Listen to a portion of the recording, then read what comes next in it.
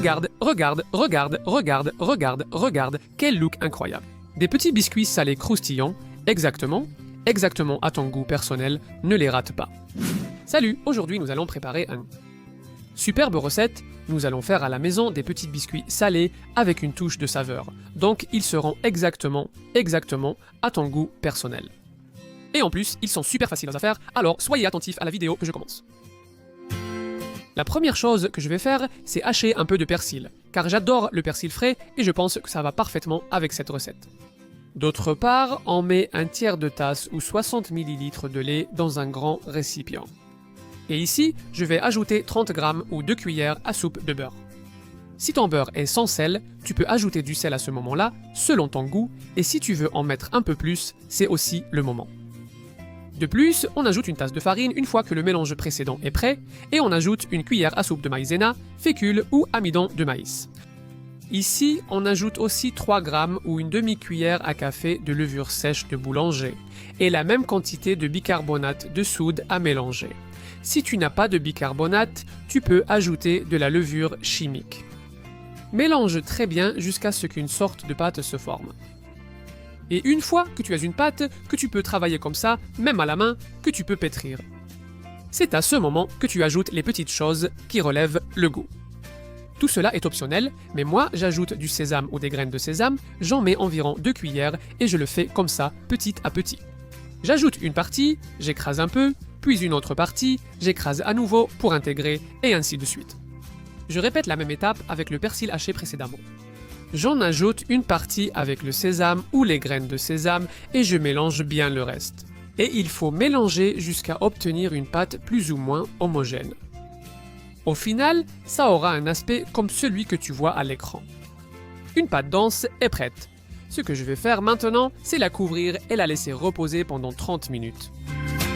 Moi, tu sais, je mets une pincée de sel, quelques graines de sésame, du goujons et du persil haché.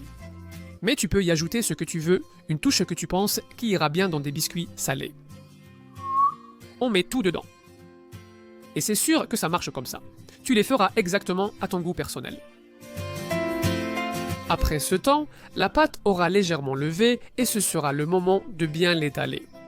Le plus simple, c'est de faire comme ça, en la plaçant directement sur une feuille de papier cuisson ou de papier sulfurisé et en mettant une autre feuille identique par-dessus. Comme ça, il est très facile de l'étaler avec un rouleau à pâtisserie ou simplement avec une bouteille. La seule chose à faire, c'est de tourner, d'aplatir et d'étaler jusqu'à obtenir une couche bien fine.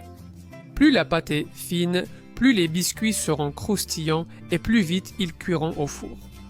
Donc ça, je te laisse décider selon tes goûts. Moi j'aime quand elles sont bien fines, comme ici. Tu vois? Super, je vais recentrer le papier pour que tu vois bien et on va les découper. Je vais simplement faire des bandes d'une taille à peu près similaire. Et avec la pâte que j'enlève des bords, je la retravaille et je fais plus de petites bandes. Ensuite, tu sais, découpe dans un sens et dans l'autre. Et voilà, je les ai là et je vais les placer sur une grille recouverte de papier sulfurisé. La grille du four aussi, bien sûr.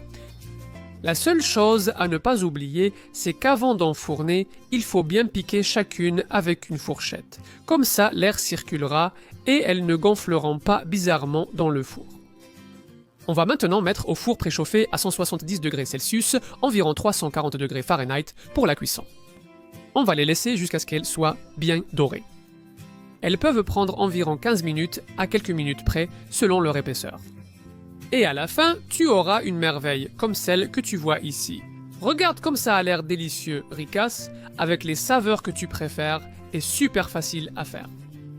Je vais préparer un petit plat que tout le monde va dévorer à table. Ravi de la vie? Quelle belle allure! Regarde, regarde, regarde, regarde, regarde, regarde, regarde, regarde, regarde de près.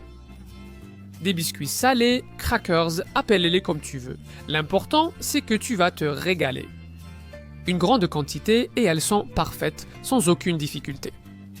Regarde, doré et grillé, dessus et dessous, juste ce qu'il faut de croustillant, et quand tu les casses, clac. Regarde, quelle merveille. J'espère vraiment que l'idée t'a plu. Tu me surprends ici en train de savourer ces merveilles. Je te laisse ici par écrit les ingrédients et les quantités exactes, ainsi que dans la description de la vidéo. Comme ça, tu n'as aucune excuse et tu peux préparer ces merveilles chez toi sans aucun problème. Et si tu en veux plus, dis-le-moi dans les commentaires ci-dessous. Que aimerais-tu cuisiner? À deux, on aura sûrement de super idées. Pour encore plus d'inspiration, il y a des centaines de vidéos sur la chaîne. Cherche ta prochaine recette préférée. Mais si tu cherches des recettes sucrées, ce n'est pas ici. À Saladolandia, je n'en ai pas, parce que pour ça, j'ai une chaîne spécifique avec des centaines de recettes, qui s'appelle Colosolandia. Jette-y un coup d'œil, elles sont vraiment bonnes.